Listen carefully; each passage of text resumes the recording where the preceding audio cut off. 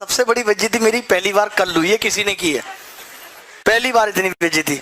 मैंने कहा हाँ जी अंकल बोल रहा हूँ। मैंने बताया नहीं कि मैं वही बोल रहा हूँ, लड़का ही बोल रहा हूँ, फिर अच्छा नहीं लगता ना थोड़ा बात करना।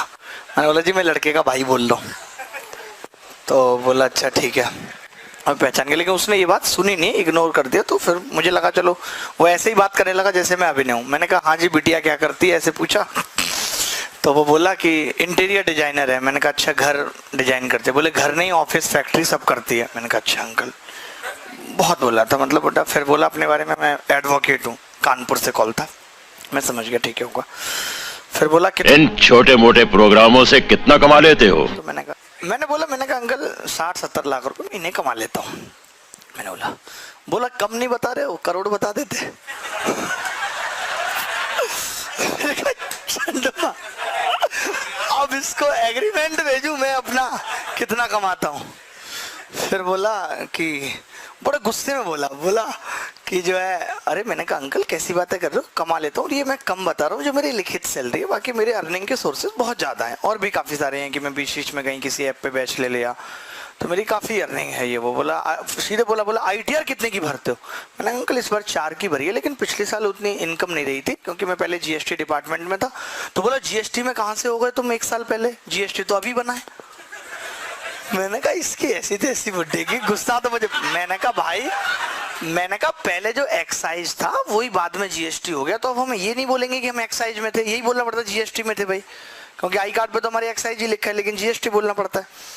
कोई बात नहीं, अब इसको आई कार्ड की फोटो तो भेजो नहीं। तो मैंने कहा कोई बात नहीं। मैंने फिर समझाया, तब भी वो तो अपना उल्टा चल ही रहा था, बहुत उल्टा चल रहा था ऐसे नहीं। और उसकी बेटी मुझसे 2 साल बड़ी। मैंने कहा इसीलिए इसकी शादी हो नहीं रही थी बुड्ढे की। इस लास्ट में तो मैंने बोला उसको पूरा सुनो। अभी तो आप सुनोगे, आपको खुशी मिलेगी कि आदमी हमारी झंड करता है, इसकी कितनी हुई।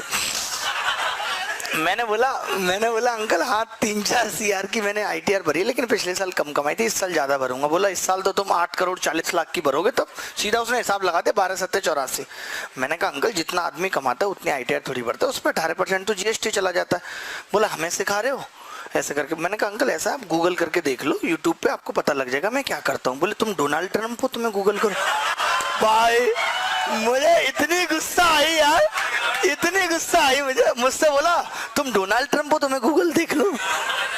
मैंने कहा यार ये आदमी है क्या है। मैंने कहा अंकल ऐसा है तुम शादी नहीं कर पाओ कभी। बोला मैंने तो कर ली और वही मेरी बेटी है। मुझे पहली बार ऐसा हुआ कि मुझे फोन कट करना पड़ा, और मेरी क्लास भी थी। अगर क्लास नहीं होती तो मैं बुड्ढे को बाद में धुलता।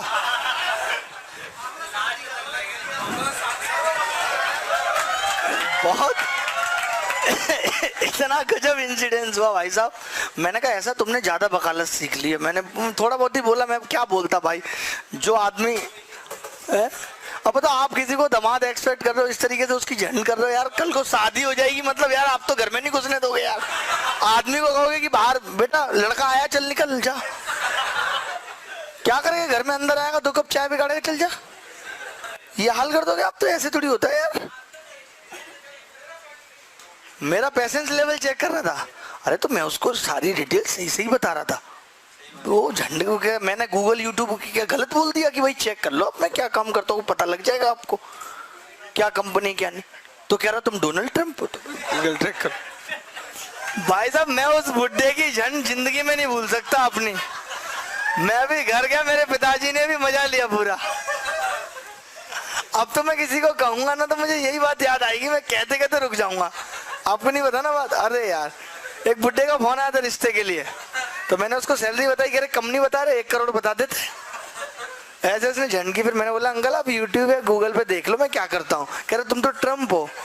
तो मैं गूगल यूट्यूब पे, मेरी मम्मी को ट्रंप नहीं पता। बोली बेटा ये ट्रंप क्या होता है? तो मैंने कहा और परेशानी बढ़ गई।